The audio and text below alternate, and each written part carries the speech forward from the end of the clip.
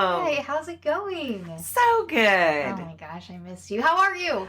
You're a grandma. good. I'm a grandma. Oh my god. Yes, I took last week off. It was a long labor. Have you slept at all? A little bit. But Whitney had a long labor. Ended up having to have a C-section. Yeah. It was a little bit traumatic, but she's here. So they were in the hospital for 5 days, and then I've been with them ever since. So yes, 5 days. Holy shit. Mom and baby are healthy. Yay! Everyone's happy. Yeah. I didn't tell anyone baby's name. Oh, okay. I made them wait for you to come back. Baby's name is Mavis Marie. Aww. Yes. So precious. I know. A squish, a little potato. My little squishy. That's what she is. Yeah. Congratulations. So thank you. Gosh. Yes. You're like just glowing. You love being a grandma. I do. I didn't want to leave her. Yeah. So yeah, I've been staying with them. And yeah. Just hanging out. Yeah. What have you been up to? Oh, I've been working mostly. Yeah.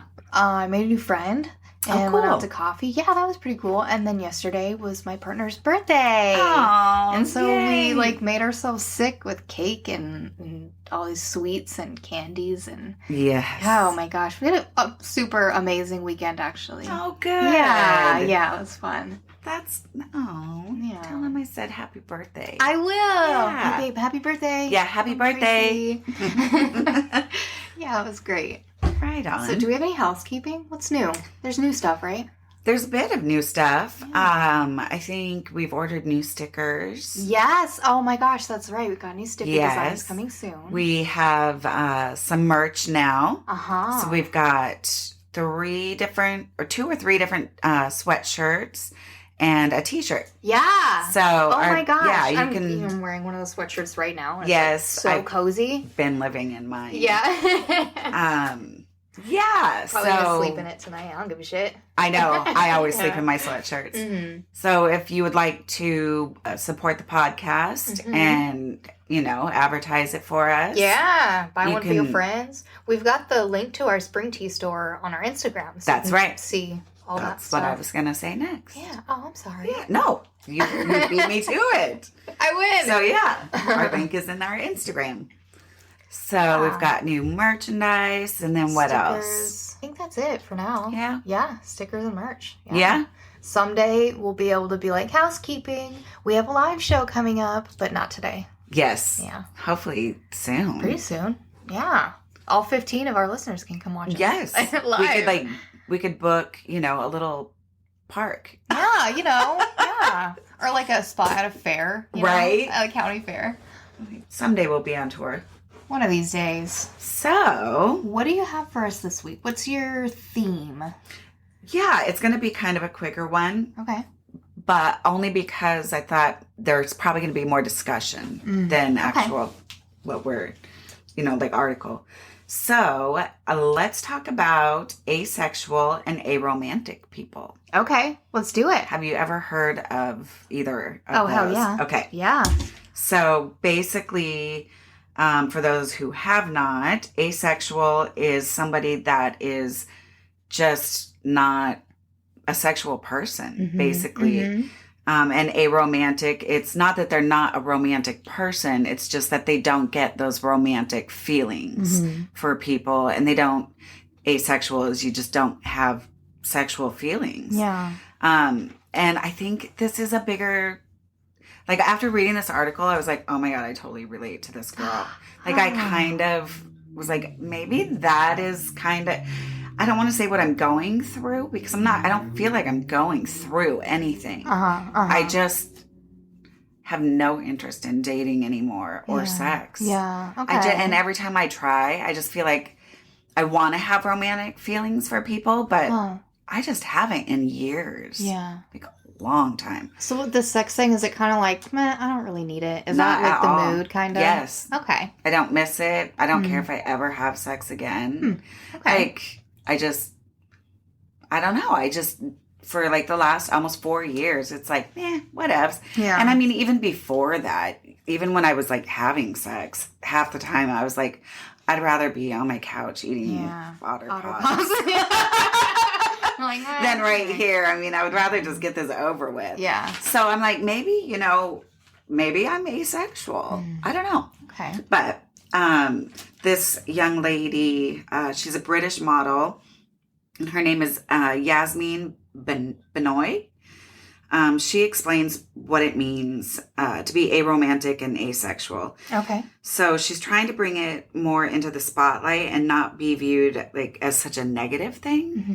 Because I mean, people do like say, how do you not miss sex? Or like, like I get those comments all the time. Yeah, people revere it as though it's something that's like not necessary. common. Yeah. Right. Or it's something that's like weird or different when like it's way more common than you would think. Yes. You know what I mean? Like I don't being overtly sexual isn't necessarily the norm. Right. Yeah. And I feel like I kind of was when I was younger, but yeah. Yeah, and some of that's probably just like hormone changes too, maybe. Yes, and just being young and dumb and whatever. Of course, curious and well, absolutely. Yeah. So Yasmin is 25. She says basically, I don't fall in love in a romantic sense. I don't have romantic relationships. I have to say, after reading her article, I feel like I kind of relate to her.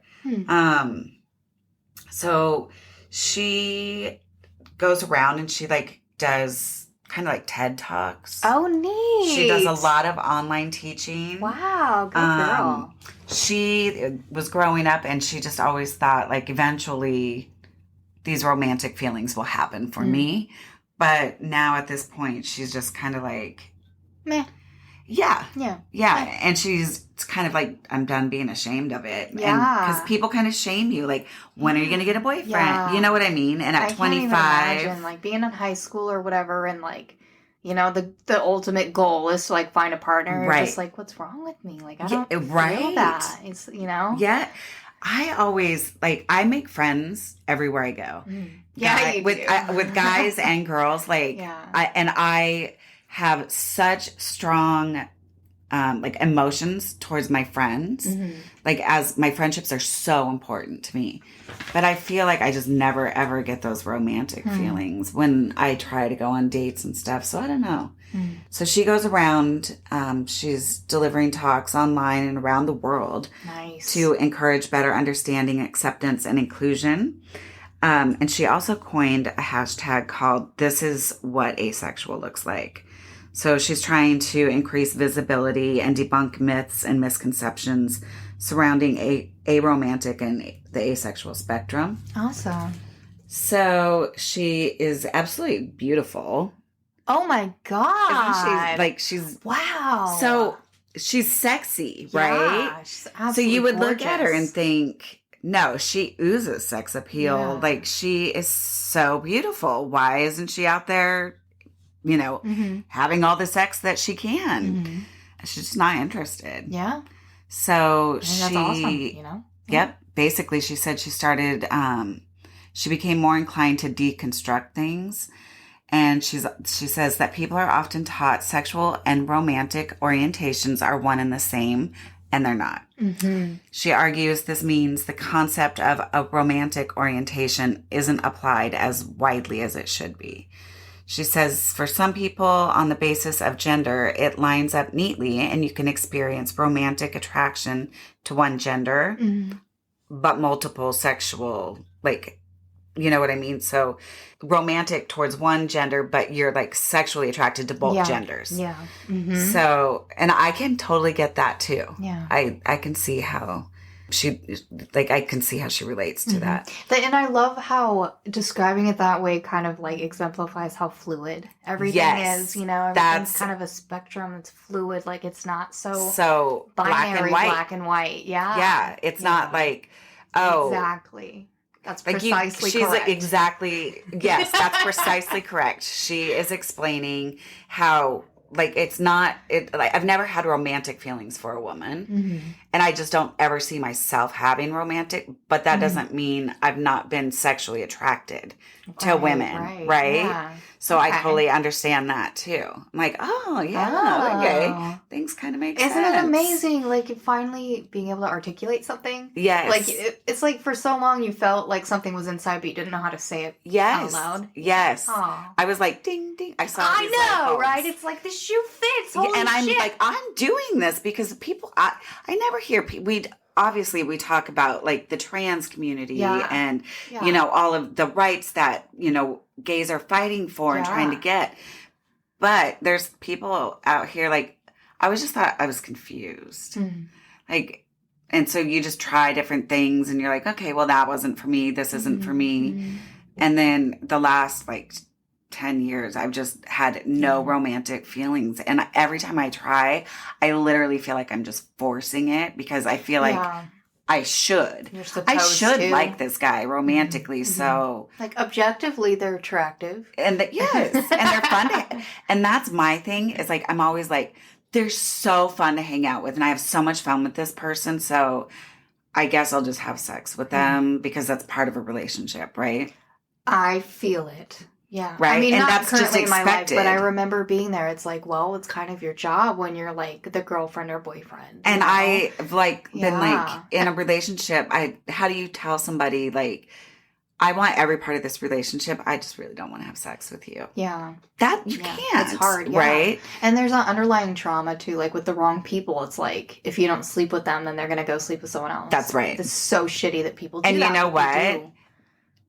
I felt that way in my marriage the whole time, but it didn't matter. I slept with him the night before he would leave town, and he would still go sleep with somebody. So what a pig. I learned like that does not fucking matter. Yeah. Whether if they love you and they want to be with you, it doesn't matter if you go 2 days without sex or 2 weeks without sex. They're not going to go somewhere else. You know what I mean? Yeah. So that shouldn't. Yeah. But that's anyway. So yeah, I just found this article, and it was on, I think, my Daily Mail. And I was just kind of like, ding, ding, this girl is very smart. And I love that she's trying to bring awareness because it's just not something we hear a lot about, talk a lot about. So basically she says she just tries to emphasize that, like, if somebody's hitting on her, she said that's a really hard thing to have to deal with because people don't like rejection. Yeah. Right? And it's hard to reject And people. it's hard to explain to somebody, like, no, honestly, it's not you. It's me. It's me. Like, just because we're hanging out and having fun, now they, like, want to go on a date, and now you have to explain to them. Yeah. Like, no. So she tries to emphasize that she's not interested, and she said usually that works. She goes, I don't really have the patience to give TED Talks to random guys all the time. And obviously she gets hit on a lot. She's a model. Oh, she's absolutely gorgeous. She's an influencer. Oh, nice. So, yeah. Wow, that's way to use your platform for such a positive thing. Holy shit. Would you mind if we link her info in the bio? Yeah, absolutely. Yeah. Oh no, God. I was absolutely going to when I give you all the deets on where I got this info. So, yeah, she believes that by not investing so much time and energy into finding a sexual or romantic relationship, she's experiencing so much. Yeah. And I think she's not closed-minded to, like, if it happened, then awesome. And I'm the same way. When but it's right. just, like, it'll happen when it's right, but you're not going to do it just because you feel like you're supposed to. That's exactly. Yeah. That's precisely correct. That is, yes. So she said there's too much effort, pressure, and emphasis on finding romance. That was my light bulb moment. I'm like, yes. People always tell me, like, I just want you to be happy. I wish you would find someone.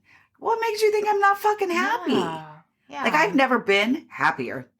Ever. Oh my God, that's amazing. I mean, I'm just saying, like, you got your freedom. You don't have to have somebody, a significant other, to be happy in life. Like, it's okay to be happy on your own with your friends and your family and have that. So anyway, to wrap this up, I just wanted to say I guess it may have already happened. There was the first ever Aromantic Conference, which took place virtually early in February 2022 in Sweden. Oh my God. Yes. So she became a board member of the Asexual Visibility and Education Network. Okay. And in 2020, an asexualities researcher at California State University. Oh. And she made, around. I know. Sweden to California. Yeah. Holy shit. And she made her presenting debut with her Me and My Asexuality on a BBC sound series. Wow. So yeah, so she's spoken on a lot of places. She tends to tailor her talks to what the students or professors want to discuss.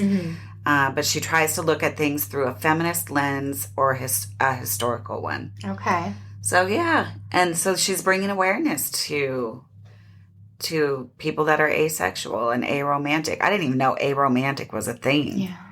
So I was like, oh, that's... Yeah. I get it. I appreciate that. So on Reddit, I'm part of an LGBTQ news, Reddit subreddit, and then LGBTQIA subreddit, and many times I've seen posts or comments that are asexuals kind of get overlooked in the broader discourse of LGBTQIA. Yeah.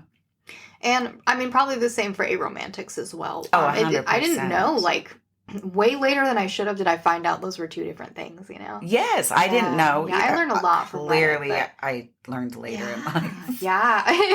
Way later. I was looking for, topics, and I'm like, well, aromantic. I've heard of asexual. Mm-hmm. But I was like, aromantic. Yeah. So I started reading, and I was like, oh, this is great. Yeah. So I will give a quick shout out. Basically, for more information about this piece, it says, please visit www.aerospecweek.org. And I think that was the conference. And to learn more about Yasmin and her work, you can visit www.yasminbenoit.co.uk. Okay. And thanks, Yasmin, for getting the word out there and bringing more light to this topic. Absolutely. As an influencer, I think that's so amazing. She could be using her platform to sell things, or advertise things. She's like, no, listen, this needs to be brought to the forefront. So I liked it. I related. Let us know if you, you guys relate, or if you feel like something's, and I put this in quotes, wrong with you because you connect with people in a different sort of way, or, tell us your stories. It's interesting because it's not black and white. Yeah. I would love to hear somebody's perspective, or I am not asexual right now, but I would really love to gain perspective on somebody who's asexual who goes on a date. You know what I mean? Just have a different point of view. That'd be really cool. Yeah. Hey, the asexuals and aromantics have their own flags. They do. Ooh, I'm gonna have to get me some of those little cakes. Oh my god, yeah. Hashtag HungryMinis. Yep. I know that she does ace cakes. Yeah. Oh, cool. Yeah. Okay. Yeah, absolutely. Well, thanks for sharing that. I really appreciate that. I thought it was interesting. What do you got for us this week? This week, I wanted to ruin diamonds. Yes! I don't know why. I'm just bitter. I woke up one morning and was like, I hate diamonds. I'm going to ruin them for everyone. So. Which we all know is a huge part of relationships. I mean, kind of, yeah. It's so deeply ingrained in our culture. I decided to do kind of the history of diamonds in American culture. Okay, all right. I'm gonna sit back and get ready for this one. So the first time I ever heard about the broader conversation about the history of diamonds was when I was watching Explained. You ever watch that show on Netflix? I don't think so. No, it's really good. They're 30-minute episodes of pretty much everything. They explain just how shit works. Yeah. Right? And then I also read just a couple articles about the subject. So let me ask you this to begin. What is your favorite gemstone? Is it diamonds? If you could choose any ring, would it be a diamond ring? It would. It would be? Okay. I just love diamonds. And then... What do you love about them? They're just so sparkly. It's like the raccoon thing. I want to be a raccoon. I like shiny things. Yes, that's right. That's right. They're just beautiful. Yeah. I like diamonds. I don't disagree, but I just feel like there's so many other gemstones that are not just plain white and shiny. You know what I mean? There's tourmalines, there's other crystals and rocks, even rubies and emeralds. Rocks. Yeah, totally. Yeah. So I would say my favorite gemstone maybe would be pearl. I like pearl. Yeah. Yeah. But Pearls diamonds, they're not my favorite. Yeah. So let's say, because you just love diamonds, what would be the perfect ring? Describe it physically. It would be either cushion cut or princess cut. Okay. A couple, 4 carats. Okay. Yeah. Maybe with, I wouldn't mind a colored diamond either. Okay. I like the pink and yellow. Okay, gotcha. Yeah, like a yellow cushion cut diamond. Yeah. Surrounded by little white ones. Okay. Mm-hmm. If I were going to wear diamonds, I think like a ring with like a pearl in the middle and diamonds on the side would be okay. But like really, I would prefer not to have diamonds at all. Yeah. I'd rather do pearl. Yeah. I mean, or ruby. I do like ruby too. Ruby's like beautiful. And emeralds are beautiful too. Yeah. I don't know. That's probably sapphire. Holy shit. One of the only things I'm bougie on is like, probably because I never had like a super nice wedding ring. Okay. And so that's a whole nother story I'll tell someday. The one you bought yourself. Yeah. Yeah. Yeah. And I just always wanted like that fancy, beautiful, big giant rock. However, I will say, I wouldn't care if it was like a moissanite. It doesn't necessarily have to be like a diamond. Because a moissanite, or, they make stones, even like a big cubic zirconium. Yeah. Yeah. I wouldn't care. Yeah. So I guess it doesn't have to be a diamond. Okay. I just want something super big and sparkly. Bold and sparkly. Okay. Yes. Interesting that you mentioned that. Where do you think that comes from? Like that, just what you imagine in a ring is big, sparkly, shiny. Like, do you think that's your personal preference, or is that like an example that was set for you? Do you think? Oh, that was totally an example that was set for me. Yeah. Yeah. Interesting. I think it is for most women. Traditionally, want that nice. And I think nowadays it's kind of going more away from that. Yeah. But. Yeah, interesting. I wonder if like, I've never had a huge fascination with diamonds because it wasn't a thing in my family. Like, none of, like, the parents who raised me they weren't married. So I guess marriage, proposal, diamonds, that was never like a thing. It was never a thing. Yeah. It wasn't stressed important. So I just never really saw diamonds, I guess. And I never really, and like at this point, I'm like, I would probably fucking lose it. Yeah. Like I'm not trying to lose a $45 stone. Right. You know what I mean? Yeah. Yeah. Well, let's talk about diamonds. Okay. They are the world's most popular gemstone. Did you know that? I did. And I do know a little of their dirty tricks. But yeah. So not only are they the world's most popular gemstone, but they can be created in a lab to be exactly identical to natural diamonds. Yet people still like with regards to a cheaper alternative, people still always go for real diamonds. Even though everyone knows there's fake ones and they're cheaper, they still go for real ones. Isn't that crazy? It is crazy. They look exactly the same and people are like, nah, I want the real thing. There's literally, I don't know if it's moissanite but it's a lab created diamond. Mm-hmm. And it's identical. The only difference the only way they can tell the difference is the weight. Like a 2 carat of a real diamond compared to a 2 carat of like a moissanite is different. Interesting. But like looks wise and everything, looking through it, like they can't tell. Wow. So who cares? You know what? I agree. Who fucking cares? Yeah. Apparently it's a really big deal. Every other precious gem is made of like various elements. Right. So let's talk. First of all, this is like what makes them so special. Yeah. The diamond is the only one that's created by like carbon mixed with a zillion pascals of pressure. I don't know what a pascal is, but it's like a unit of measurement for pressure. Uh-huh. So like imagine you're just walking around, right, and like 50,000 elephants step on your big toe at once. Right. That's pretty much the pressure that goes into like turning carbon into diamond. Yeah. The oldest diamonds that were created naturally have been shown to like predate life on Earth. Like some of the ones that have been dug up in anthropological digs are older than you would fucking imagine. Yeah. Millions of years old. And they were, they could have been pushed to the surface during like seismic activity, like earthquakes and shit like that. They kind of like rose up. Sure, that makes sense. Or, so during these seismic events, like some of the older diamonds will never be discovered because they fucking blew up or were evaporated. Right? So there's some, like, we can't even begin to conceptualize how old they really are. Sure. Because that's like the life of the Earth itself. Like, how long has there been seismic activity on this planet? Yeah. You know? So maybe that's one of the reasons they're so fascinating. They're natural. They're historical. Yeah. Maybe. Surviving diamonds can be dated and priced, like, according to their date. Like, the older it is, the more it's worth, right? Because that's a piece of, like, Earth's history. Yeah. So I actually looked at a world map of seismic areas that are, like, the most and the least active. It was like a flat continental map. There's stable areas like Canada, the Arctic, Australia, parts of Africa, and the northeastern region of South America that are the most stable, where diamonds had been created and are still stored in really deep underground reserves that haven't even like been touched yet. Okay. Right. Sure. Have you ever heard of Cecil Rhodes? No. No. Mm-hmm. Have you ever heard of like a Rhodes Scholar?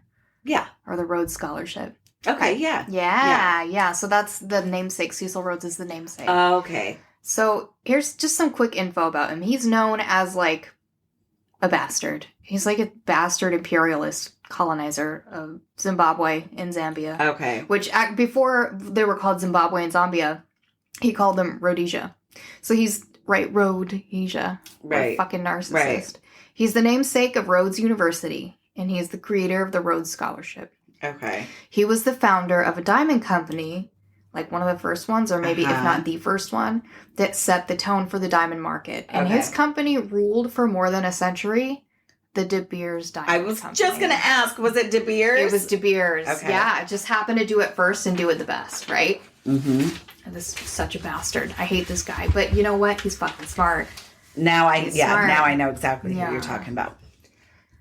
So De Beers used a complex like selling and marketing system that allowed them pretty much total control of the diamond market from the get-go. Yeah. The first fucking thing that they did was control the supply. Yep. Right? So during this stage, they would purchase pretty much any competitor. If there was anyone else in the world who had diamonds, they would either like buy the company or buy all their diamonds. I'm a history nerd. I love it. So I do know a bit of this story. Yeah. So I'm like, awesome. yes, I'm so into this. So fascinating. Same. And like, holy fucking shit, I never knew. This is the shit they don't tell you in school. They tell you to get married. It's awful. I know. They completely, sit on a shit ton of diamonds. 90% of the world's yep. diamonds. Yeah. And they slowly, like, they make them sound like they're super, super rare. Mm-hmm. They're not. Really. They have the biggest fucking stock of them fucking hidden somewhere. It's ridiculous. And we as humans fucking fall for it. Yeah. Mm-hmm. Yeah. Because we love shiny things. Right. You know? Yes. So basically, they didn't produce all the diamonds in the world, but it seemed like they did because they would just buy like all the supply from other producers, which gave like kind of the overall appearance that De Beers had all of the diamonds, right? So then the first 20 years of the De Beers company, they controlled 90% of the entire fucking world's supply of diamonds. Yep. That's a lot of fucking money. I mean, holy shit, even in like 1950s time. Yeah. Holy fucking shit. That was their first strategy. So not only did they like stockpile everyone's diamonds, they would limit the distribution. Yep. Okay. So De Beers had an egregiously large stockpile of diamonds, but only sold them to like an exclusive super secret London buyer. Yes. It's like not everybody could go buy diamonds from De Beers. Right. Only like one or two exclusive buyers. So at times when the demand changed, they could limit or release as much supply as they wanted in order to keep control of market pricing. Yep. So like, you know, before the stock market was a thing, the diamond market was the thing, right? Yeah. Fuck, dude. Although De Beers has never publicly stated the amount that their stockpile is worth, a 1999 New York Times like expose article pegged it at $5.2 billion. Wow. $5.2 billion before the year 2000. Okay? That's so Jesus crazy. Fucking Christ. So, do you want to guess who one of De Beers' like biggest diamond competitors were? Just guess. Tiffany's? Not a bad guess. Do you have another guess? No. I know it. I know I do.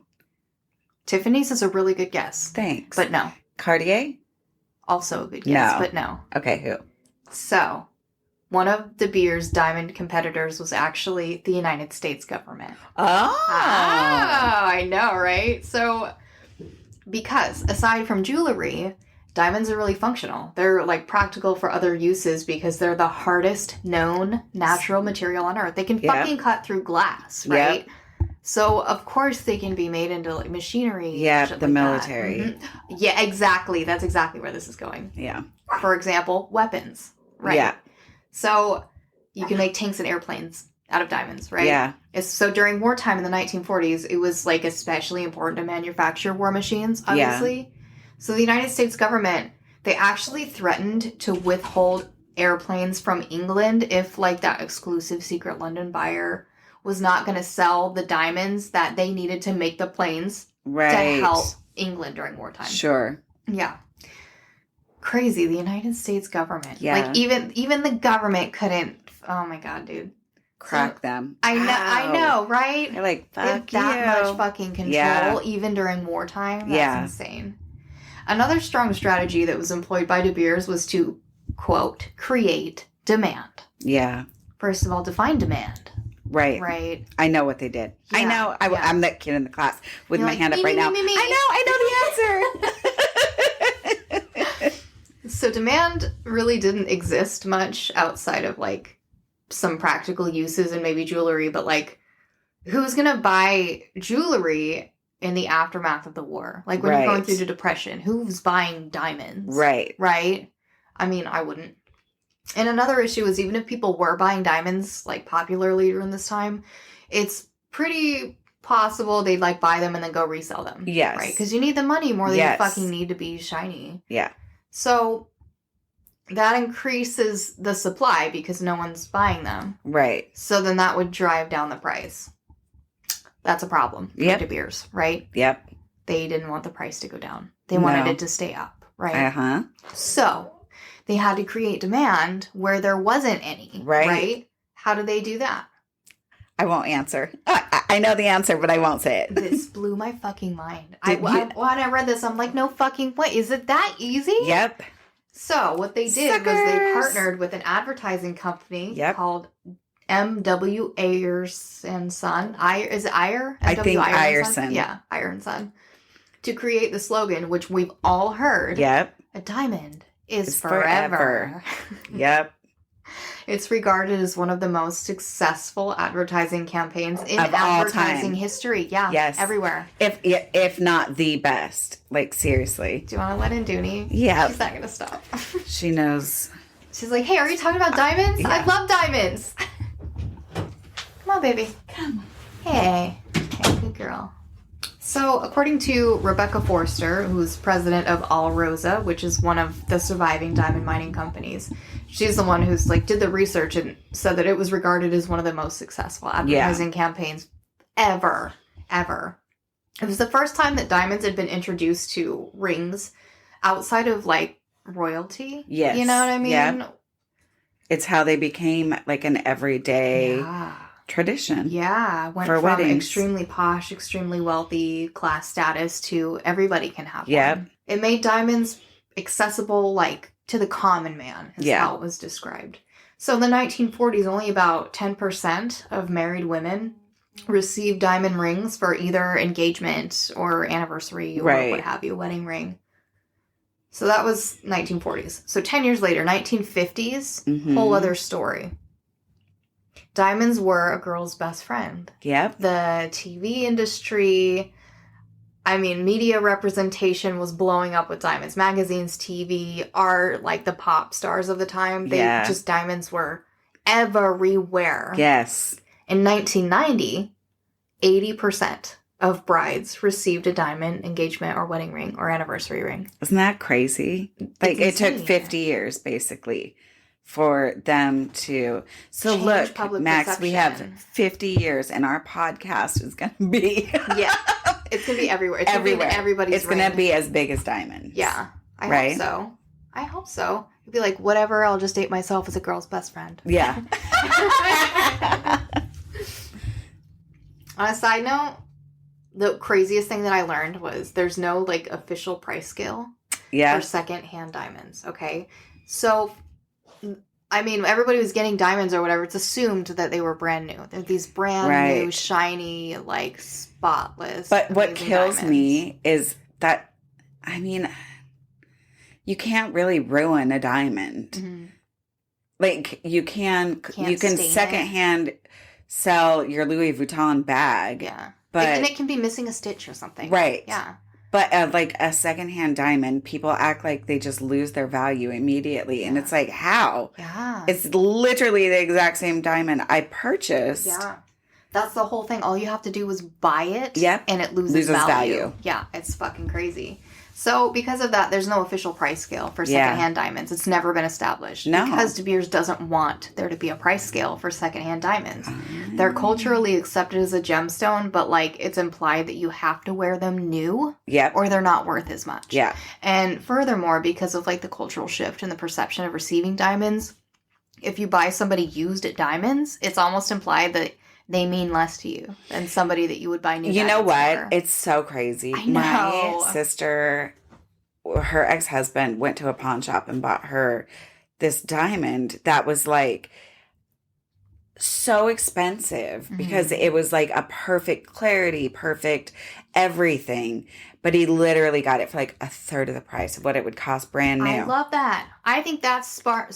I do too. Yeah. I want to walk around with like a $10,000 ring on my hand, but I don't want to pay $10,000 for it. Right. And it's not like that diamond like got moldy. You know, it didn't rip at the seam.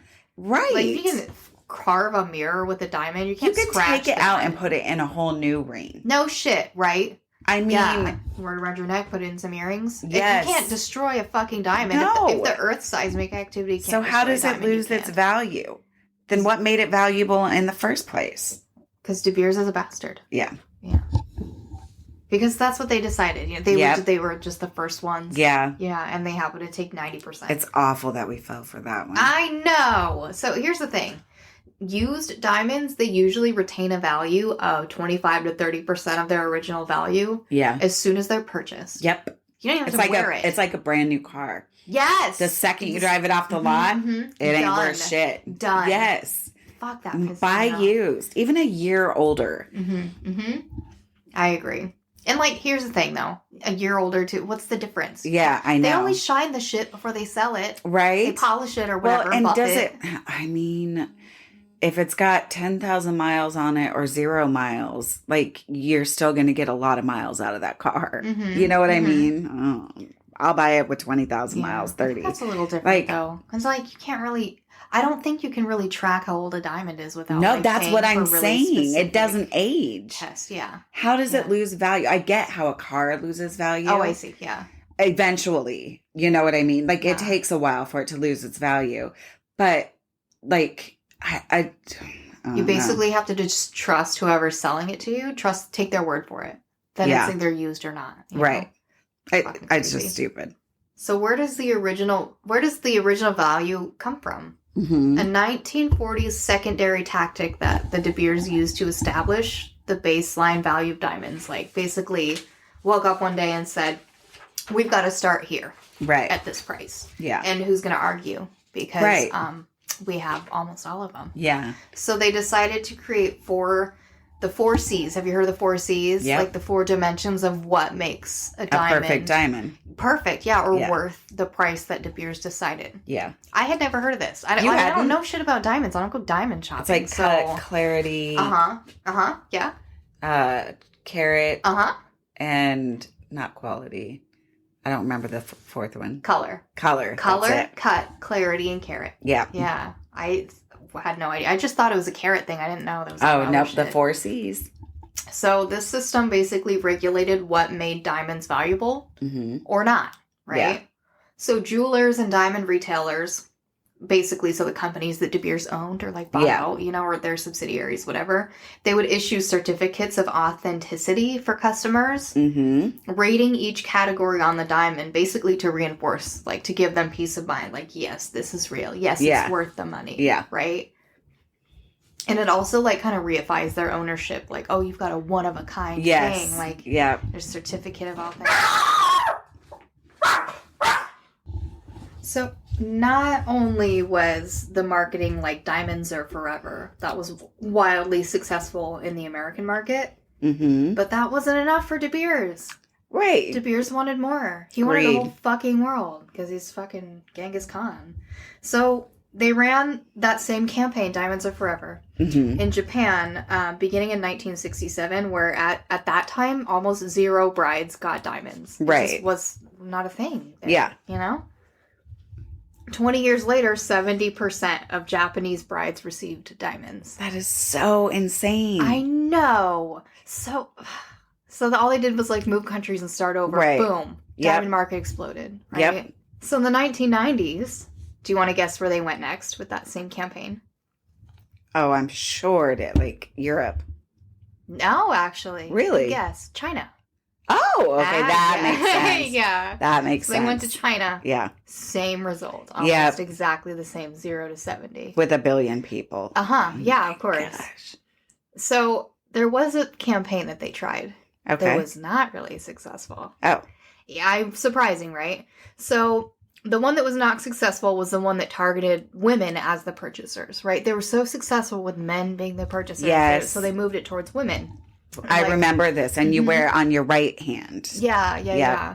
So they wanted to get women to buy diamonds for men. Oh, I thought you meant for themselves.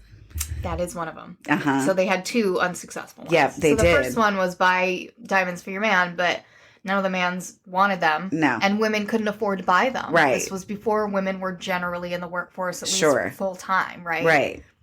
Then the other ad that wasn't successful was like a woman's left hand would have her wedding ring, and that was like purchased by her husband, which is like in a really weird way if you think about it, kind of like ownership. You know what I mean? That's like denotes ownership. But her right hand would have another diamond ring. Yes. One that she bought for herself. Yes. I do remember that one. Yeah. And that was an image of like this successful, like empowered, like I work hard for my money kind of a woman that's like was created through that lens. Yes. But like that still they couldn't really afford it. So not only are you stratifying women, first of all, it just never took off. So do you remember the slogan, raise your right hand? Was the slogan. Okay. Like, raise your right hand if you're, like, strong and empowered. Yes. But really, it's more so, like, raise your right hand if you just, like, have more money than your friends. Yeah, that's exactly, Yeah. So that didn't take off. No, I remember. They pushed it for a good year or two. But I just didn't. I remember it not taking off. Yeah. Because I remember thinking, I think I was single at the time. And, like, well, I wish I could afford to buy my right hand a diamond. I was a single mom. Yeah. That wasn't, right? Yeah. And listen, like, I feel like there's probably just a difference in logic. Like, women who have that much money, they're probably like, well, we also need things for the house. Though. Yeah. We also need blah, blah, blah. Right. But for men, it's so ingrained. It's like, the woman is one of your expenses. Yep. Right? Yep. Yeah. At least that's how I think about it. At least historically. Maybe not now, but historically. That's why it was so successful. Mm-hmm. So the main market, the main purchasers just remained men. Yes. Right? Buying for their wives. So I read the results of a survey, but like a private, created, and distributed by De Beers' own researches. Oh, survey. Okay. Sure. So survey with air quotes around it. Men and women were asked if they would like to buy diamonds, even if it meant they would have to go without something else. Okay? Mm-hmm. Like diamonds over groceries or diamonds instead of cigarettes, right? Yeah. 22% of women said, fuck no. And 59% of men said, fuck yeah. So men's self-reported comments showed a trend in diamond consumerism. Yeah. Men felt like buying a diamond ring was kind of a symbol of like transition into adulthood, into manhood, like a rite of passage. Yeah. And women viewed it more as like an unnecessary expense. Yes. Right. So to keep the men interested, De Beers created another tactic. Okay. This bastard is a genius. Okay. So he created a link between diamonds and success, right? And kind of doing that through the price gouging and like controlling the market. So basically the rule of thumb, the historical statement that a diamond ring should cost 2 to 3 months' salary. You've heard of that? Yep. He fucking created that. De Beers created that. He made that up one day, right? Absolutely. It's supposed to, your ring is supposed to reflect 2 months' salary. Yeah. Yeah.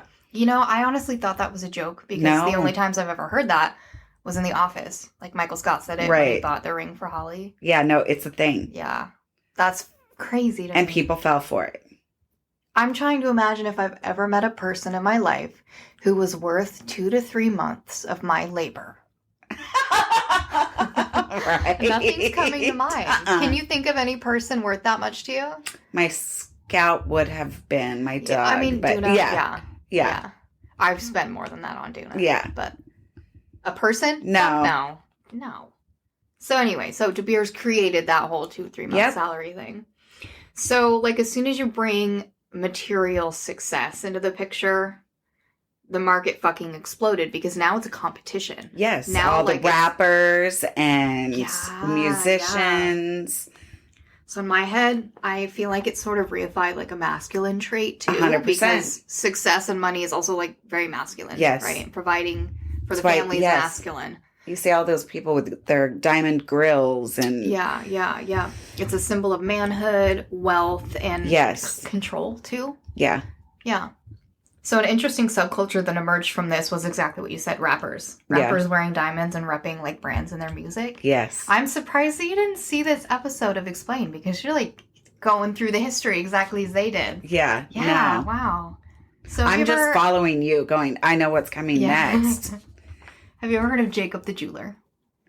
Maybe. Jacob the Jeweler. I hadn't heard of them until I saw this episode, but apparently that is a name that's often dropped in rap songs. Okay.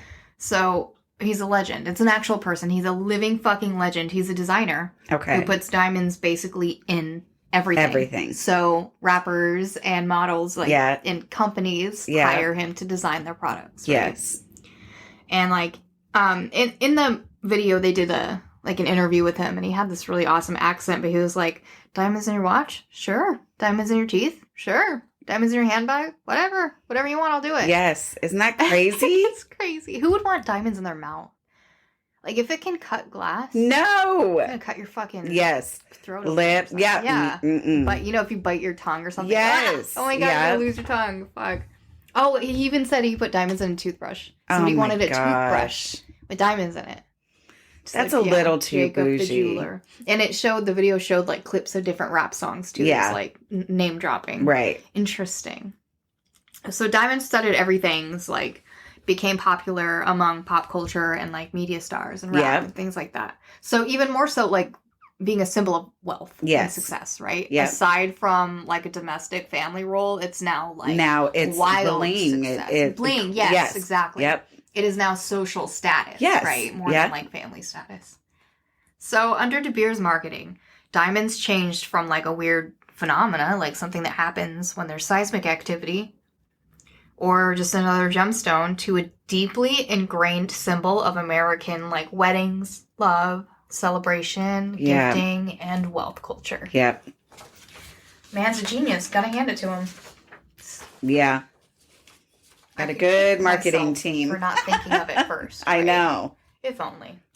So let's talk about where they come from, though. All right. So now we know all about diamonds. Let's talk about where they come from. They aren't really just mined in America, right? They weren't mined in America sometimes and, like, given to the De Beers company. Diamond mining and sales, especially the black market, has historically been a source of both conflict and the funding for conflict in peripheral nations. Yes. So peripheral meaning third world, but I tend to prefer the term peripheral. Okay. It's the more academic term. One example is from 1992 to 1998, the Angola War. Yep. The death toll was over 500,000. And that wasn't even, like, soldiers. That was, like, civilians. Kids, villages, right? Yeah. 500,000 fucking people died. And that was funded primarily by the black market diamond trade. Yeah. Right? Here's another conflict, the Sierra Leone. Did you hear about that one? By the way, I read a book about that called Long Way Gone, and it was a story of a child soldier. It's an amazing fucking story. Yeah. Gruesome. Anyway, Sierra Leone guerrilla war, where more than 50,000 casualties occurred and thousands of children were orphaned, or they were just flipped and became child soldiers, right? Yeah. Also, Ivory Coast is another example. Yeah. Also, Liberia is another example. I mean, we could go on forever, right? So, it's awful. It's awful. It's awful. Yeah. Right? And De Beers had, like, no fucking shame. So I think maybe he either didn't realize or just didn't fucking care that creating that demand here has a ripple effect. It has consequences for human lives. You have to be aware of it. Right? 100%. And he's like, no, I don't care. I don't care. I fucking hate people. I made millions. Yeah, I fucking hate him so much. He's fucking stupid butthead. So this is actually where the term blood diamonds originated. Yes. Blood, because so many people fucking die. Like, even with international media and news attention, not only on the illicit, quote, diamond industry, which means any diamonds that are being circulated now by De Beers, right? Right. But the conflicts that diamond played a major role in, the American market for diamonds, like, really didn't change, even though people knew about, like, the Angola War and the Sierra Leone.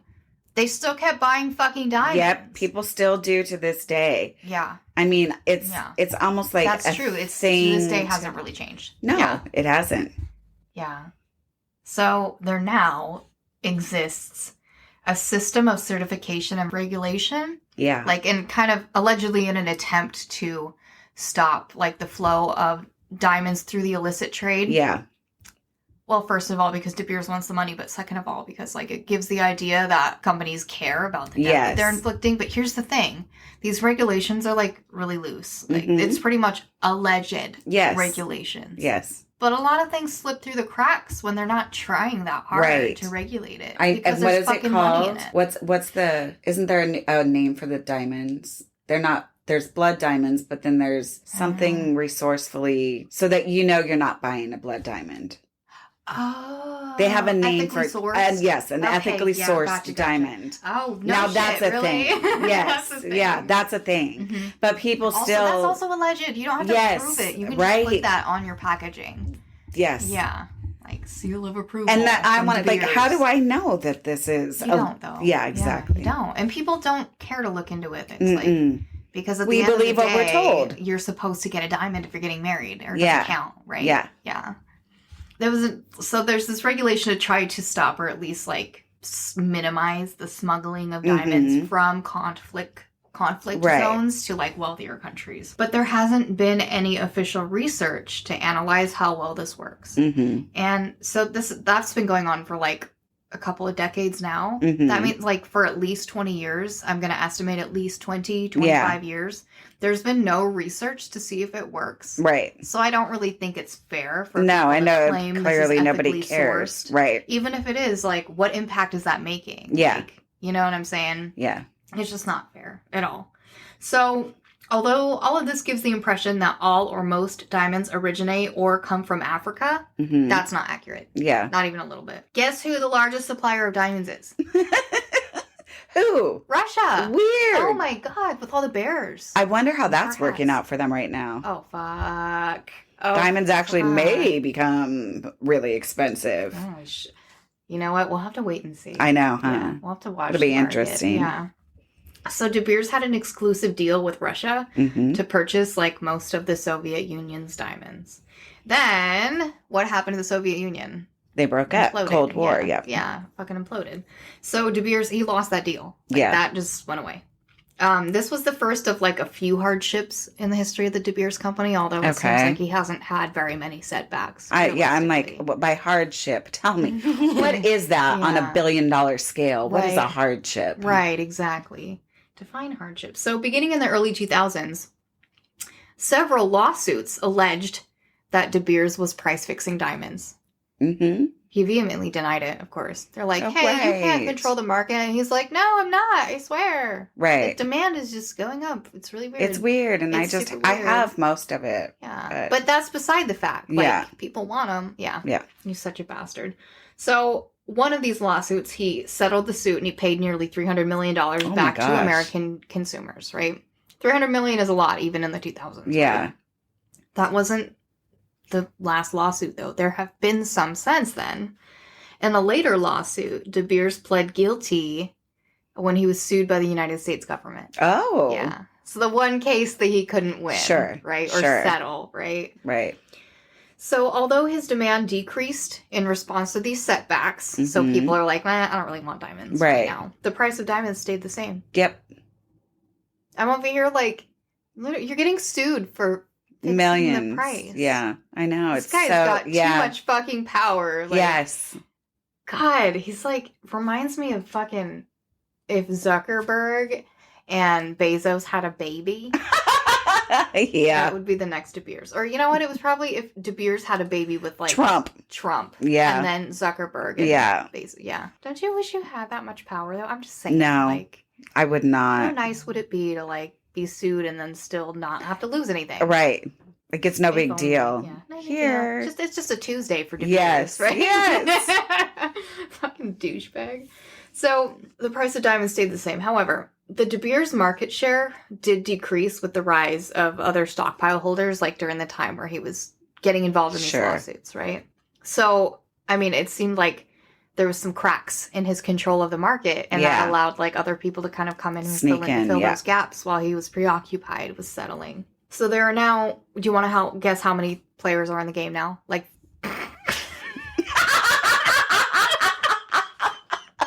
Wait. Can I guess? Yes. Can I guess? Like 3? Yeah. Weird. I'm psychic. There's 3, like, of the largest players. Yeah. Oh my god, I'm an idiot. Acting dumb as fuck right now. So the largest is called Alrosa. Okay. Those are Russian diamonds. They hold 27% of the market share, which out of all of them is the highest. Okay. So De Beers doesn't have the highest market share anymore, although they're still one of the 3. So here's the thing. That means that 1/4 of diamonds that are sold are produced by this company, Alrosa. Okay. So stockpiling hasn't really stopped per se. I wrote it like stop. Yeah. Per se. No. Neither has somewhat withholding supply during large demands in order to keep the value stabilized. That hasn't like stopped. Because diamond producers don't have any incentives to lower the price. Right. Like, they're still not People regulated in price. Yeah. They'll pay. Yeah, people will pay whatever you say it's worth. Yes. Right? Crazy. They want it to stay high. So an interesting finding concludes that consumers also want the price to be stabilized. Like, people don't mind paying a really high price. They just kind of wish the prices would stay the same. Yes. Like, or at least consistent. Yeah. The least of their concerns is how high the price is. Holy fuck, dude. They rely on the diamond's expensive nature to substantiate people's own social standing and like their perceived personal worth, right? That is how much the diamond is ingrained into like the culture of wealth. Yeah, crazy. Also, so the price difference, it gives people this really fake, not proven perception that some materials are better than other materials. Yes. And there's nothing to substantiate that. But when something costs more, you're assuming that it's worth it because it's better, right? But, like, let's think critically. What would make a diamond better than another diamond? Like, the only thing I can think of that diamonds are special for is you can cut a mirror. Yeah. Like, yeah, I'm just saying, what makes a diamond pulled out of a mine better than a diamond created in a lab? Nothing. Literally nothing. But if the price is higher, people are like, oh, one made in a lab should be more expensive because it was ethically sourced. Yeah. You know? Like buying organic shit yes, over right? shit. It's an organic diamond. Yeah. If somebody coins that, It's you owe me. TM, trademark. Yep. Patent it. Have you ever heard of Veblen? A Veblen good? Uh-uh. Have you heard of a person called Veblen? Veblen, Veblen? No, I don't think so. I've never heard of that person. No. But they're the namesake of what's referred to as a Veblen good, which is a product whose price identifies the product as being superior to other similar items with a lower price, even though there's no actual proof of difference in quality. Right. Can you think of any examples of Veblen good? Art. Yes. Wine. Yeah. Handbags. Yeah. Cristal champagne. Yes. Lawyers. Yes. Right? Yes. Yeah. Those are good examples. That's a Veblen good. Yeah. Like, it's better because it costs more, or is it cost more because it's better? Right. No one ever questions it. They just pay for it. They just pay for it. Yeah. Crazy. I don't know. If somebody would like to get me a bottle of Cristal, I will tell you if it's better than the brut champagne from I'll Safeway. jump off the wagon for some Cristal. Or Dom Perignon. Yeah. I like bucket list. I've always wanted to try both of those. So I've never just tried saying. Dom Perignon. Me neither. Isn't it Dom Perignon? Yeah, Dom Perignon. Dom Perignon. Yeah. So my best friend LeBeau, though, loves Dom Perignon. Yeah, it's like $200 a bottle. Yeah. That's a lot for, for any one item. Yeah. It's so weird because also that you're gonna drink groceries. I'm like, oh, that wasn't that much. But then when you're looking at one bottle. Yeah, that's what I'm like. One sitting, you're going to finish that. Yeah. Do you actually do that, though? Have you ever met a person who would, like, buy a $200 bottle and then sit and drink the whole thing? No. No? Can you save it, Crystal? Does no. it, like, go flat? No, yeah. So you have to drink it. Ah, shit. Yeah. You have to drink, like, champagne once you open it. Oh. Because it will go flat. Damn. Is it good flat? No. Oh. Okay, so it's not worth it. No. Okay. Darn it. So, you were talking about laboratory-created diamonds. Yeah. Let's talk about those. Okay. So in the 1950s, the first lab-created diamond was created. And I want to say it was an accident, too. Like, the first one was totally just by happenstance. Like, holy shit, look, we made a diamond. Shit, it's a diamond. 1 second it was graphite, then it was diamond. Yeah. So there are two ways. It turns out now that they've been doing this for 70 fucking years. Yeah. There are two ways to create diamonds. One way is pressure growth, where a lab, it recreates, like, the seismic pressure, like, recreates what the Earth was doing when it created diamonds in the first place, but on a smaller scale. So heat and pressure, right? Sure. And then, poof, you have diamonds. The second method is called chemical vapor deposition, in which, I'm not even going to try to explain this. So instead of putting the science part, I wrote, which is super sciencey, where microwaves and hydrogen work together. Okay. Microwaves meaning not the kitchen appliance, but the actual energy wavelengths. Yeah.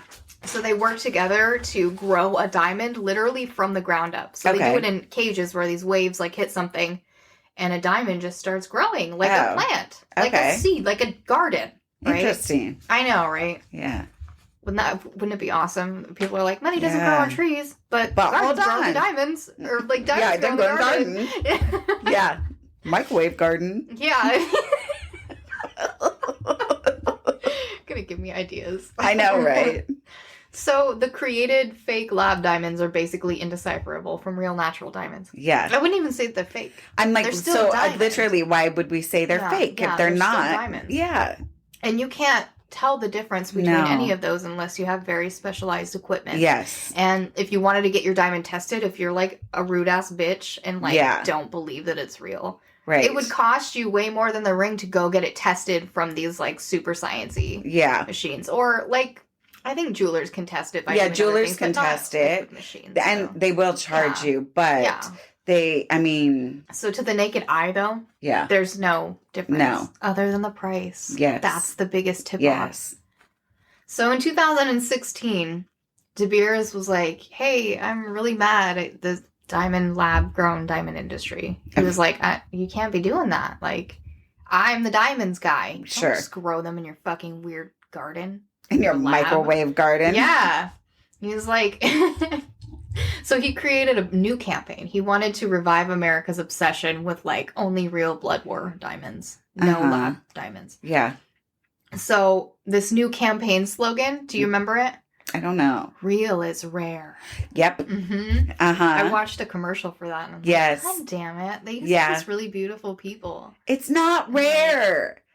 Exactly. It's not, if you're fucking creating them in a lab, if there now exists equipment to make diamonds, they're not that fucking rare. Right. So here we see the old De Beers brain in action again. Real is rare. Yeah. So he created a link between a real diamond and a real lab created love. one. Real diamond and real love, which both are rare. Yeah. Like, find a diamond that's as rare as the love that you share with this one and only soulmate out of 6 billion people, right? So... Even though it's going to end in divorce. Yeah, it's 50%, right? Here's the thing, it didn't really work.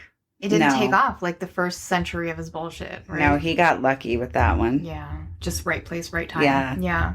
So basically, De Beers threw up their hands and were like, if you can't beat them, join them. Yeah.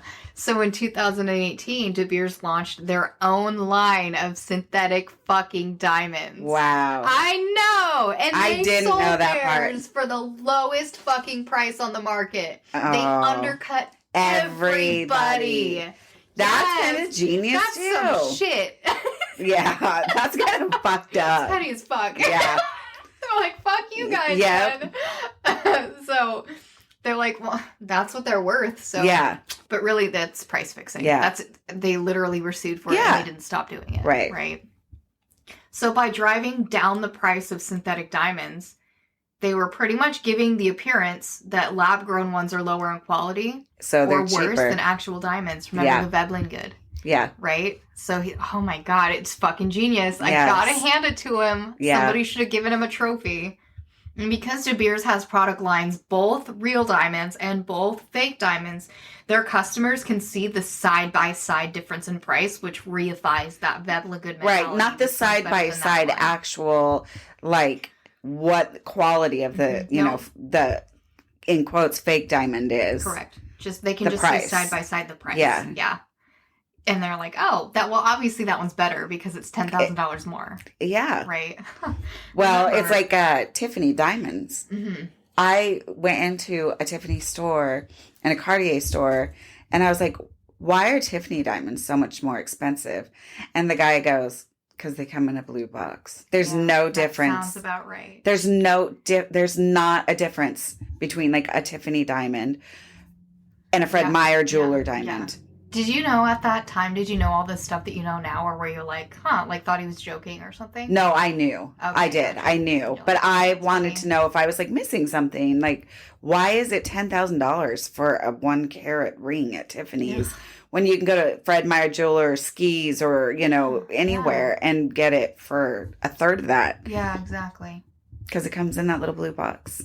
That's it. It's for the name. Mm-hmm. Yep. Mm-hmm. Yeah, it's nuts. Yeah.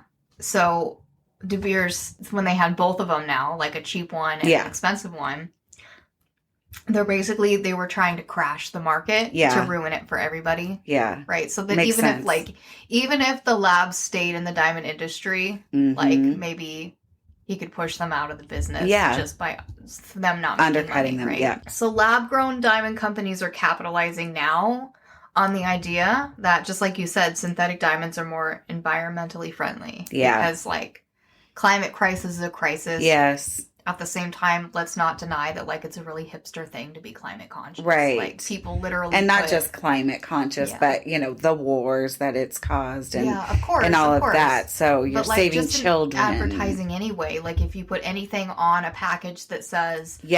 earth-friendly or like biodegradable or made with recycled material. People are like, okay, I'll pay more for that. Yeah.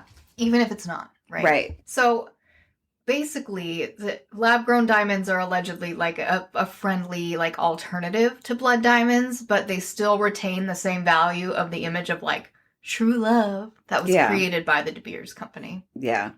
That's all I have. I love it. That was good. That was good. That was so much fun to look into. And then I have coworkers, and 2 of them are getting married. Nice. And they're both men. They're cisgender men. And I was eavesdropping on their conversation last week about how they like were gonna spend. One of them said like $7,000 or something on a ring, and I'm in the other room like they fucking got like. Oh yeah. It makes me feel really sad inside. Yeah. Which is fine. Like, and I get it. They love their girlfriends so very much. And they're so cute. Both of them are so, like, annoyingly cute with their girlfriends. So I get it. But at the same time, I'm like, you have no idea. Don't go into debt for something. No. Dude. Take that money and go on vacation and make memories. One of them was saying something like 18 months of payments for one of the rings. Yeah. No, man. Yeah. No, 18 months worth of payments. Go on a vacation. Yes. Buy a house. Yeah. Right? Save for a nice car. Different strokes for different folks. But yes. Interesting. Yeah, interesting. That's one way to put it. God, what a bastard. No shit. All right. Do you want to do... Are we doing profiles? Yeah. Okay. Let's do profiles. Hey, is that your... Oh, it's Baby Mavis. Yeah, that was Baby Mavis. Oh, hers are squishy bombs. Let's see here. Okay, today... All right. We've got Dustin, who is standing in front of a big, giant black truck. Okay. And he says, well, I'm a fat fuck with a big truck. Okay. If we can't get a big, greasy burger, then we won't work. I'm 21 years old, but don't let that fool you. I have no social life. Like, I'm 40. Okay. What are you saying, asshole, Dustin? Okay, listen, that's exactly my life without the truck. Okay. All right, so I ain't even mad. That's okay. I'm like, me too. Hey, this is perfect. I know, Hey. but he's 21, but yeah, okay. A little young. He's way young. It's fine. If my truck doesn't impress you, my personality probably won't either. Oh, okay. Welcome to the shit show. Welcome to the shit show. Hey. And that's, cowboy Dustin. He's all like right. that. So Dustin's not boy. so bad, but I fucking hate the truck. Yeah, he's a hick. I hate the truck. Love the shirt, hate the truck. I don't know. Which way would you swipe? Oh, left. I would not swipe on this guy. Yeah. First, you just don't introduce yourself. Well, I'm a fat fuck with a big truck. I'm like, that takes me back to guys from high school. And I kind of like that. That might be my favorite part. Oh my God, you're so funny. I like poetry, That's poetic. Yeah, okay. Yeah. I liked Did he spell everything the big right? Greasy burger. Like, okay. Yeah, okay, yeah. I'm down for that. Did he spell everything right? He did, and he had punctuation. Okay, yes. Yeah. Yes, 10 out of 10. Okay. Would recommend if he had, like, a Subaru. This one's so funny. Her name is Hope. Oh. She's 19. Okay. The P is silent at night.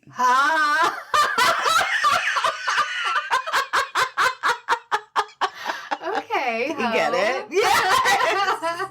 It took me a second. I'm like, what does she mean the P is silent? Oh. She went from Hope to Ho. And that's it. That's it. That's the whole thing. Okay. And this one is Samantha, who's 20 years old. And she says, can't afford a vibrator. So here we are.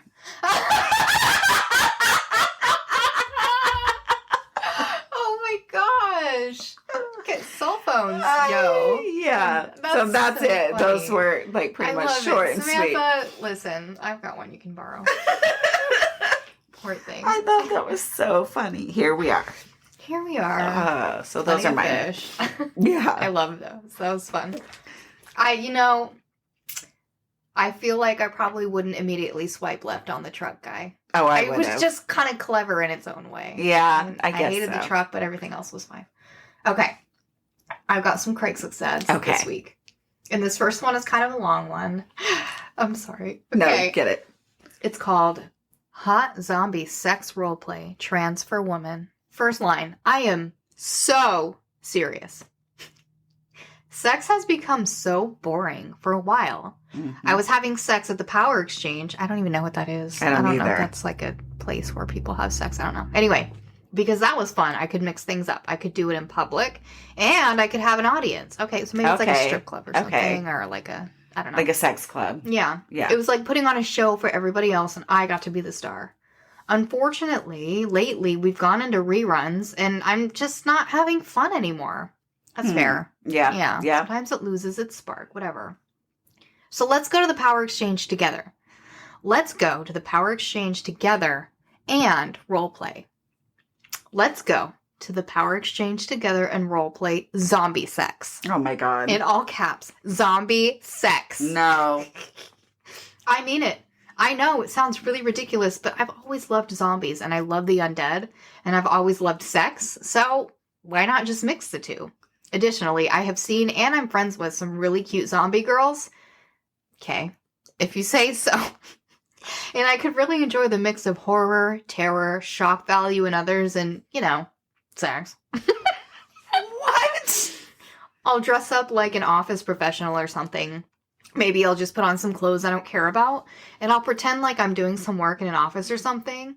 And maybe then I'll listen to, like, a prop radio and just, like, look shocked and act scared, and I'll peer out a fake window, and then you batter on the door and you hit it and you push it and then you break in, and then I let out a blood-curdling shriek, ah, and then you lunge at me and rip my clothes apart and then splatter all this fake blood all over me. Oh my God. I mean, obviously we're gonna have to put a tarp on the floor just to be polite, in parentheses, and then proceed to savagely violate me or something like that. I'm not really tied to that exact scene, but I think something that goes that way would be fun. Okay. This is suspiciously specific. I was literally about to say, this is so specific. Trying to act like they haven't been thinking about it for a really long time. I'm like, it's okay if we change it. Well, really? Because it seems like you know exactly what you want. It gets more and more specific. Yeah. Which is fine. It's fine. You're into zombies. So here's requirements for the zombie sex at the power exchange. Okay. Be attractive. Sorry, I know, an attractive zombie, but it's possible. HWP at the very least. I don't know what that means. I don't know what that means either. I have no fucking idea. I feel really stupid. Is that a video game thing? I don't understand all the like SWFPG RPG. Yeah. I don't know what any of that means. It's like ordering coffee for me. I'm just illiterate when it comes to any of that. I literally am just give me a cup of Joe. Can I just have a large? I don't know. Why would you say it's a tall? It's smaller than the tall one. Like venti. Yeah, I don't get it. It's a grande. Yeah. Which one is the biggest? Tall, grande, or venti? They all sound big. Yeah, I have no idea. I don't know. See, I don't go there. I'm just saying. So HWP at the very least. Okay. Whatever that is, be that. Okay. At least that. Okay. Know how to, quotes, act like a zombie. Okay. So maybe, somebody could like watch Z Nation or Zombieland or something if they didn't know what acting like a zombie means. Okay. Yeah. I'm specifically looking for somebody with zombie experience. In San Francisco, I really don't think that's asking a lot. Okay, bitch. Also, be able to, more quotes, look like a zombie. This means you need to dress the part and you need to know how to appropriately do your makeup. Okay. Again, specific. I don't even wear mascara. Yeah, no, I don't understand what's happening. Don't be shy. You're going to be dressed like a zombie and growling and groaning and spattering fake blood and all else everywhere. In public also. Okay. To an audience that may not even be into it, but I bet they will be. Okay. Would you, listen. Would you do this publicly? No. If you were going to do it, would you do it in someone's house secretly or go to the power exchange with an audience? I don't know what the power exchange is. I'm starting to picture it's some it. Kind of a place. Yes. It's probably on stage or something. Yeah. No, I'm not doing this on stage. Oh my God. I think it'd be really scary. Yeah. I would be so afraid to laugh. Yeah. Making zombie noise. Oh, you wouldn't know. Yeah, exactly. Are they enjoying it? Oh my God, gross. Ew.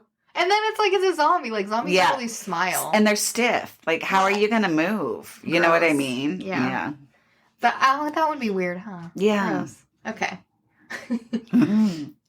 I'm not posting pictures of me this go around for obvious reasons, but if you mail me, you're of course welcome to a ton of them. I'm very pretty. About me, I'm 5'6" to 5'7". I'm 124 pounds. I'm a non-smoker. Red hair, blue eyes, glasses, 32D. Anything else, ask. I am so into this idea. I'm primarily looking for a female.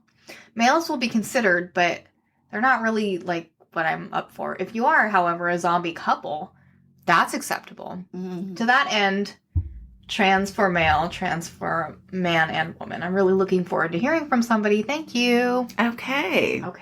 Next. Thoughts? Next. Okay, here's one. Vegetarian only, trans for trans. First of all, I should clarify, ... This might be an ad that is of interest to someone who's not a vegetarian. Specifically, I expect it to appeal more to a vegetarian than, say, someone who enjoys meat. But meat eaters are not to be excluded. Okay. So that's a really long-winded way of saying yeah. I prefer vegetarians, but it's okay if you're not. Yeah. Sure. Here's the scoop. Attractive, anatomically interesting carrot is seeking someone to appreciate the same. You should know right away from the last sentence if this is something that turns you on or not. So I invite you to stop reading now if you think this might not be your thing. I'm going to go ahead and stop reading. Yeah. I'm done. I don't know. I don't get it. I don't understand appreciating carrots in a sexual way. I don't either. I don't. So I would go next on this one. However, for anyone listeners for shits and giggles, let's keep going. Whoever appreciates carrots sexually, if you're still reading, I'll assume that your interest is piqued and that you're the kind of person who has an open mind and you might be interested in exploring vegetables as more than a basic food group, in something more worthy of more, say, special attention.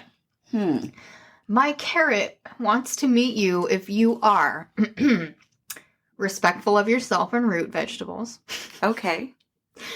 Oh, non-smokers and fatties need not apply. Oh. What am I going to do? Open to the possibility of taking deep pleasure in healthy foods. Oh, okay. All right. I like salad, but I wouldn't have sex with a salad. Just saying. Depends on how deep it's going, too. Yeah. Depends on the kind of salad. Yeah. If you're into gardening, that's a plus. I'm totally into gardening. Okay. If you're fond of the color orange. I'm not. Listen. I know you are. Linda, listen.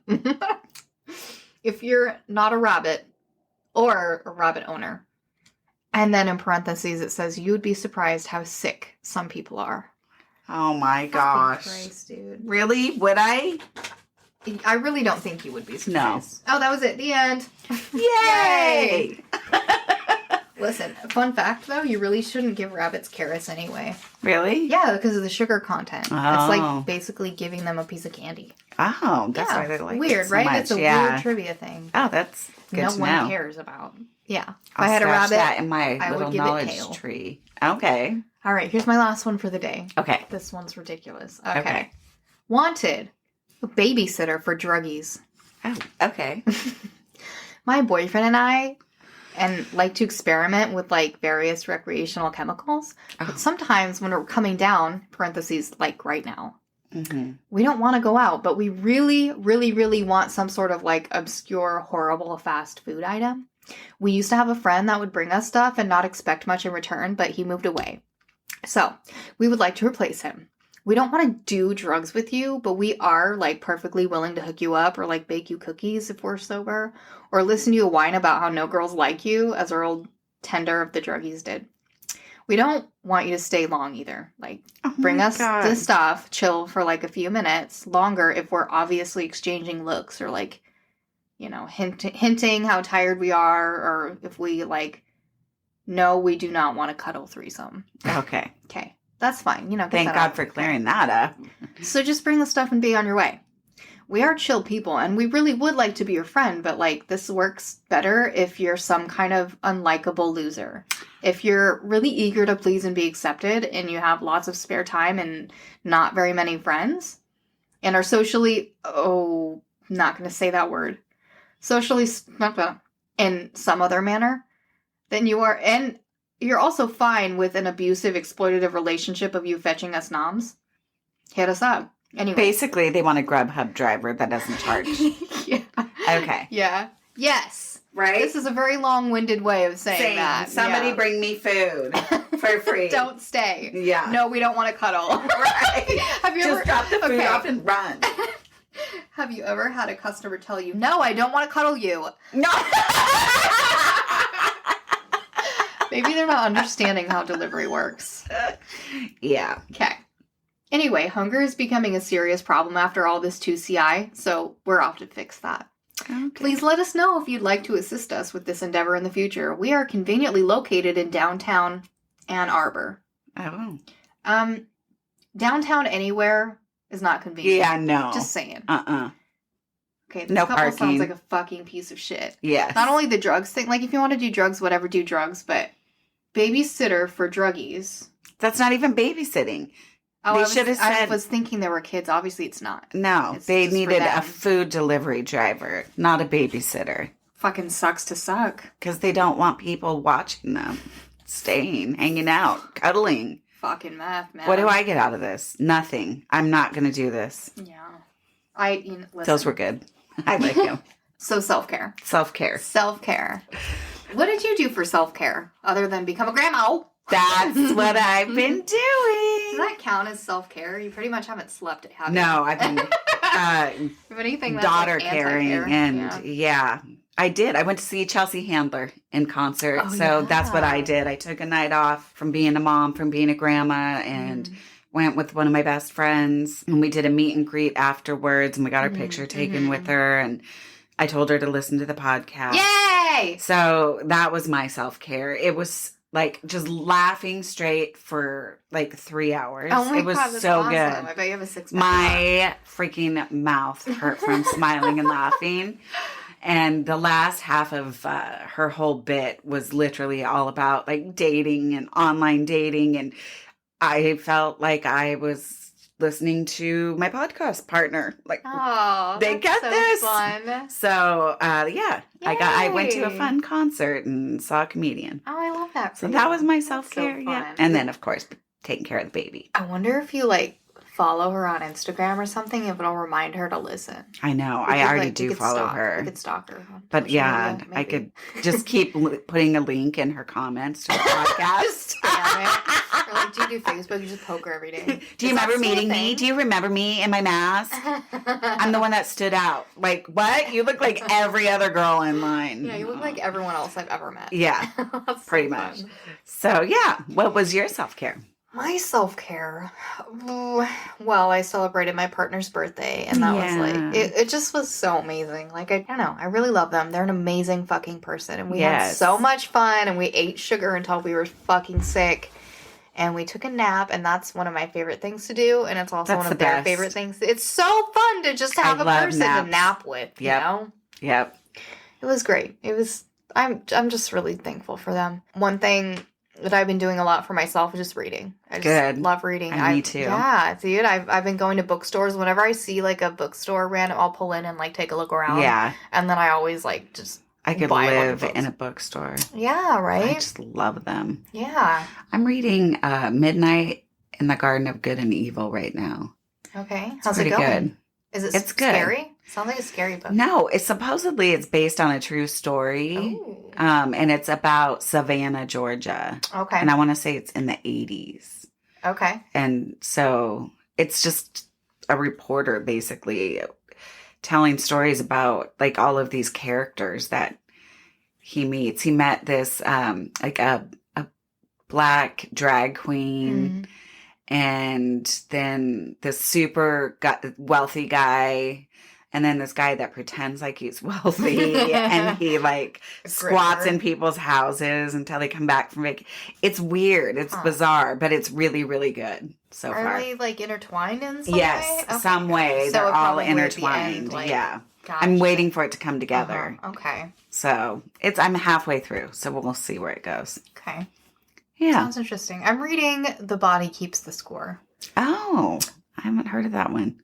It's an amazing book about the different ways that trauma makes biochemical changes in your body. Yeah. So it's the argument of the book is even stuff that you don't even remember. Yeah. Can physically change how your brain works. Right. Right? Yeah. It just, it's fascinating. It's absolutely fascinating. Oh, cool. I recommend it. I highly recommend it. Okay. Yeah. And my favorite thing about the book is it's so validating.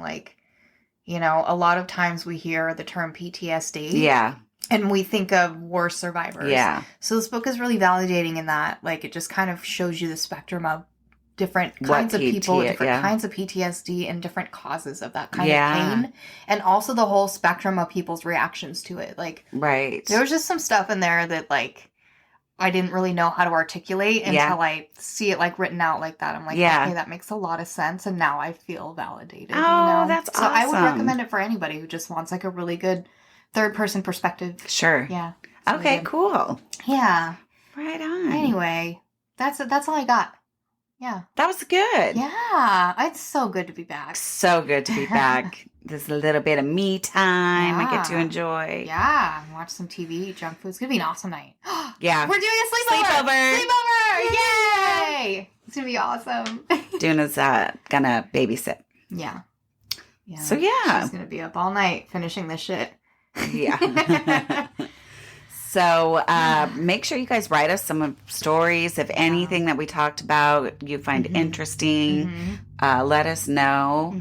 Any stories of terrible dates or great dates or really whatever you want to talk about, we're here for you. Yeah, if you liked anything we said about any of the articles or whatever. If you didn't like anything we said, if you disagree. Yeah. Let's hash it out. That's great. Hug it out, bitch. Yeah. If you guys want to send us your info, your stories, all of that, send it to whateverijdm@gmail.com. You can also follow us on Instagram by searching whateverijdm.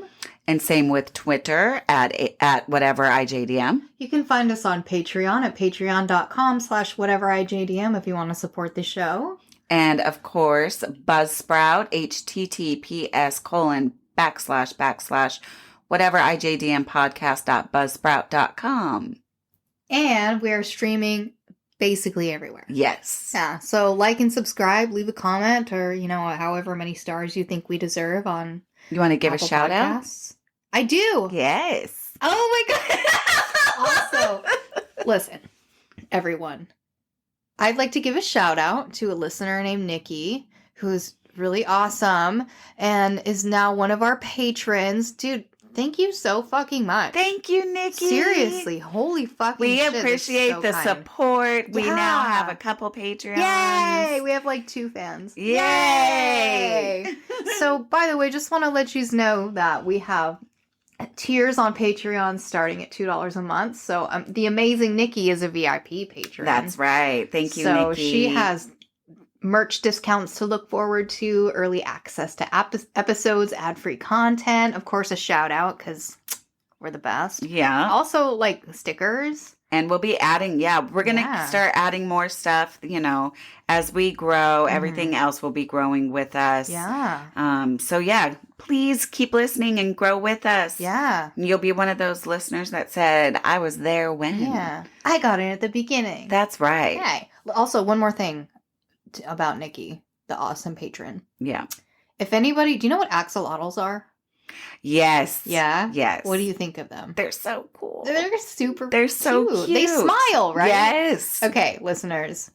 We're going to put a link in the show notes of Nicky's business, who breeds and sells axolotls nationally. This is a national... Yes. If you don't know what they are and you've never seen one, Google smiling axolotls. Yes. Smiling axolotls on Google Images. Yeah. And I'm going to put a link to her website with all the information that you need to get started or where to find your baby axolotl today. Yeah. Am I saying that right? I think so. Axolotl? I don't know. Sounds good to me. Yeah, good enough. All right. Well, shit. I mean, we did it. Yay. Yay. Another one in the books. So. Well, dating. Yeah. When it all gets to be too much, too hard, just remember. Whatever. I'll just date myself. Yay!